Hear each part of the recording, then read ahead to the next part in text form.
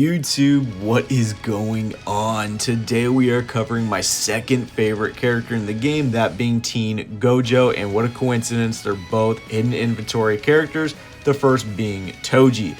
But let's go ahead and jump into his overall kit. So starting off is going to be his first skill, Converge and Strike. He's going to be dealing melee combined damage equal to 162% Taijutsu and 123.1% of Jujitsu damage to a single enemy. Then it's going to attract the selected enemy's attacks to himself for one turn. This is a 35% chance of it happening, and it's going to fill the ultimate skill gauge more than his other skills, so it's very, very strong. Secondly, skill 2 is Limitless Cursed Technique. It's going to grant attack immunity to himself for 3 turns, increase his own damage received by 30% for 3 turns. So you can see that's going to kind of counteract one another, that he's going to have attack immunity as well as, the damage received increase by 30%. So that's going to nullify one another, and then it's going to increase his own Jujitsu damage, the special, by 5% for 5 turns. However, this is when you need to use it to give yourself the attack immunity. When you start off, you're going to start off with that base, the attack immunity, increased damage received, as well as the Jujitsu damage. However, while increased own Jujitsu damage special is active, it changes the skill into Cursed Technique Disclosure, which is what you will be starting out with. It's going to increase your own damage by 53.9% at level 1 for 4 turns, and then it's going to increase your own critical rate by 4 turns as well. So it's very key to know that that is what you are going to be starting out with for 3 turns, and then you're going to get the attack immunity and all that other stuff when you activate skill 2 after those 3 turns have passed. Skill 3 is the Limitless Convergence. You are going to be dealing ranged Jujitsu damage to one enemy.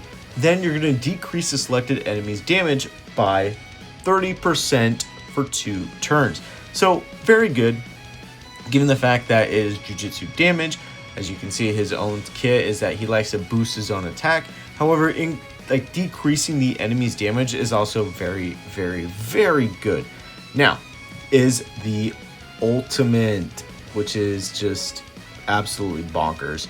So you're going to be dealing, in this instance, mine's level 5, you're going to be dealing 1,224.2% of ranged Jujitsu damage to all enemies for 5 hits, which is just absolutely insane and ludicrous to even think about. So think of it as a mini Blue Gojo Ultimate, but for 5 hits, which is just insane.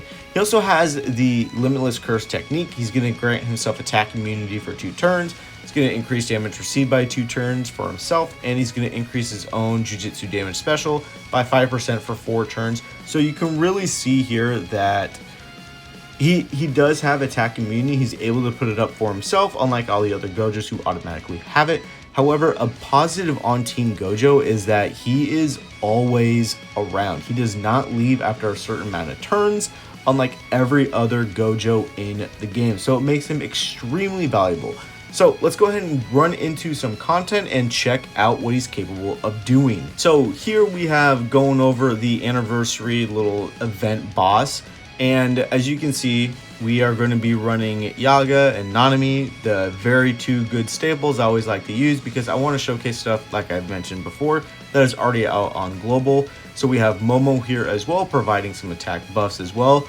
Toji is there on the back. He's not going to make an appearance. It's the Gojo show, so let's go ahead and jump on in. All right, so starting off here, we can see that we have the attack buff we were able to provide for ourselves. So we'll go ahead and do that, as well as Yaga and Nanami. And then we'll also provide it with Momo as well, just increasing our overall raw damage capabilities. And then the second time around, we will go ahead and start attacking to see just what it's all capable of doing. We'll do this, and then we will go ahead and try to get the enemy to focus down on us, while also providing additional buffs for Gojo just to see what skill 1 is capable of doing.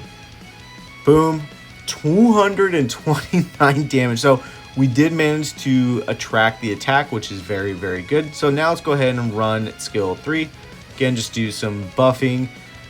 And at this point now, 160k, which is just insane.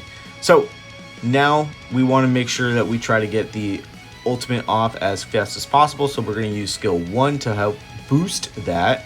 We'll use Momo's skill right here to increase our damage. Break, boom, 267. We already have the ultimate ready, which is very, very nice. We will actually go ahead and use that skill to boost the overall Jujitsu damage capable of our ultimate. And then now we will go ahead and use our ultimate just to see what he is capable of doing.